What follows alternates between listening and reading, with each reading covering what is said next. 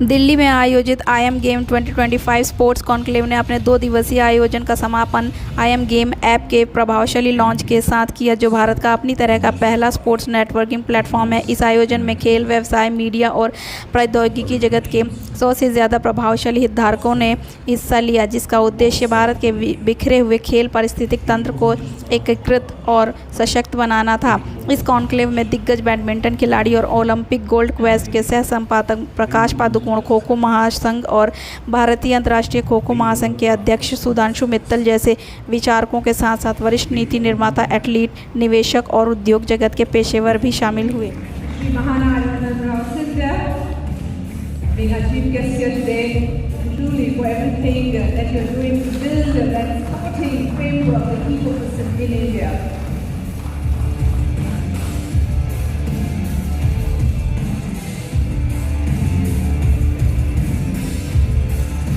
We have a loud round of applause, ladies and gentlemen. This is a sports conclave. We intend to keep that energy high. And that makes for a lovely picture. तो भाई हमारा देश इतना बड़ा है, इतना आगे निकल गया है, तो हम किस चीज़ की वेट कर रहे हैं? सो ऐसे ही प्लेटफॉर्म से हम चाहते हैं जितने भी कोचेस और जितने भी हमारे खिलाड़ी हैं, जिनको हम जितना हेल्प कर सकें through these platform, so that they are recognised and at the same time एक इकोसिस्टम बनता रहे। ये टाइम लगेगा, but once it gets rolling, imagine what will happen. Education system will know what they have to do, coaches will get coached by better technologies and better ways of things, sports science will flourish, people will understand what sports science is, right? बच्चे जिनको accessibility नहीं था, उनके पास अब accessibility होगा, क्योंकि वहाँ पर एक इकोसिस्टम बन गया है। Scouting agents will be better than what they are today, they will be more evolved, they will understand what sports management is all about, there will be a new way of educating people in sports management, new ways of creating career, new ways of creating jobs all over India, through states, through various different districts, and that is how you grow the economy, sports economy. So therefore this whole platform addresses that. जो आपने अभी सुना होगा, आर्यमन जी ने जो बात करी थी, even inside he spoke about coaches, he spoke about education, that how vital it is to do that, and there are a lot of other things, right? So this is what we are trying to address in IM Game as a sports platform. हम चाहते हैं हमारा देश जिसके लिए काबिल है, हम उसको आगे लेके जाना चाहते हैं by getting the right connection and accessibility. So I mean, I'll ask Aryaman to speak something, and after that I'll ask Manji, and then if you have any questions, please you can ask us to Aryaman. Thank you. वो काफ़ी मजबूत बन सकता है हमारे देश के लिए। आज हम जानते हैं कि इतने सारे खिलाड़ी हमारे देश में हैं और उनको सफल बनाने के लिए अलग अलग मंच की ज़रूरत है। एक आपका कंपेटिटिव मंच जिसमें टूर्नामेंट्स खेले जाते हैं और वो आपका बीच वाला लेयर बन जाता है, लेकिन उसके ऊपर और नीचे 2 अलग फाउंडेशन बनने की ज़रूरत भी है। एक फाउंडेशन जिसके द्वारा लोगों को एजुकेशन मिले, शिक्षा मिले स्पोर्ट्स के बारे में, कैसा खेला जाए, कैसा न्यूट्रिशन लिया जाए, कौन से एक्सरसाइज करना चाहिए हमें, तो ये सब स्पोर्टिंग का टेक्निक कैसे होना चाहिए, मैदान पे कैसे हमें हमारा व्यवहार होना चाहिए। तो इस तरह काफ़ी सारा जो एजुकेशन होता है, शिक्षा होता है, उसकी ज़रूरत पड़ती है। और उसके बाद जो है आपकी कंपैरेटिव लेयर आती है, उसके बाद आपकी अपॉर्चुनिटी वाली लेयर आती है, जिसके द्वारा या आप एक स्टार बनो या आपको कुछ जॉब सिक्योरिटी भी मिले कि आप अगर एक स्टार नहीं बन पाए तो आप क्या करोगे। तो उसके साथ अगर आप बिजनेस कम्युनिटी जोड़ पाए तो उससे हमारे जो खिलाड़ी हैं उनको थोड़ा प्रोटेक्शन मिल सकता है, जॉब सिक्योरिटी। तो इसलिए मुझे लगता है कि ये जो आईएम गेम का मंच जो जिन्होंने यहाँ सब ने खड़ा किया है, वो बहुत महत्वपूर्ण होगा वो फाउंडेशन लेयर बनाने में और उसके ऊपर कंपैरेटिव लेयर और जॉब सिक्योरिटी बनाने में, जिसकी बहुत ज़रूरत है।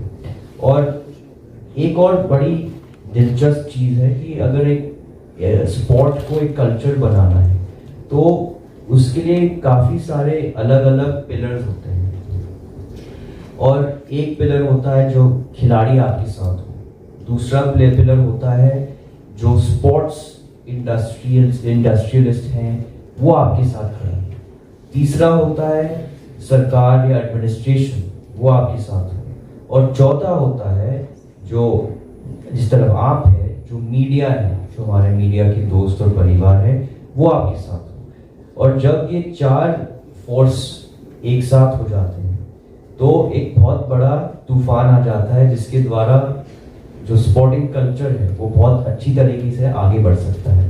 और इसका एक उदाहरण भी है जो हमने मध्य प्रदेश में खड़ा किया है, जो मध्य प्रदेश प्रीमियर लीग हमने खड़ा किया है वो यही फैशन में किया है, जिससे ये चार जो पिलर्स हैं, पांच जो पिलर्स हैं उनको साथ लेके आए हैं हम, और उसी से आप देख सकते हैं कितने सारे खिलाड़ी को अपॉर्चुनिटी मिला है, एजुकेशन मिला है, जॉब सिक्योरिटी मिला है।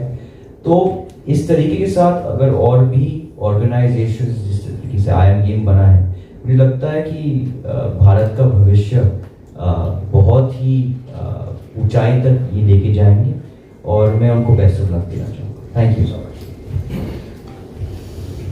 I think very well said, thank you. हमारे देश को सोने की चिड़िया जाना जाता है, यू नो, और हमने आज़ादी के बाद अपनी एज अ कंट्री स्ट्रगल्स देखी, and we are thankfully now out of all the struggles. अब वक्त आ गया कि देश का रोटी कपड़ा मकान तो सिक्योर हो गया, क्या कर दिया, सेट हो गया सब। अभी हमने इंजीनियर, डॉक्टर, सॉफ्टवेयर प्रोफेशनल्स दुनिया को एक्सपोर्ट कर दिए। We are, if you look at top 20 corporates, 70% are run by Indians, तो वो फील्ड हो गया।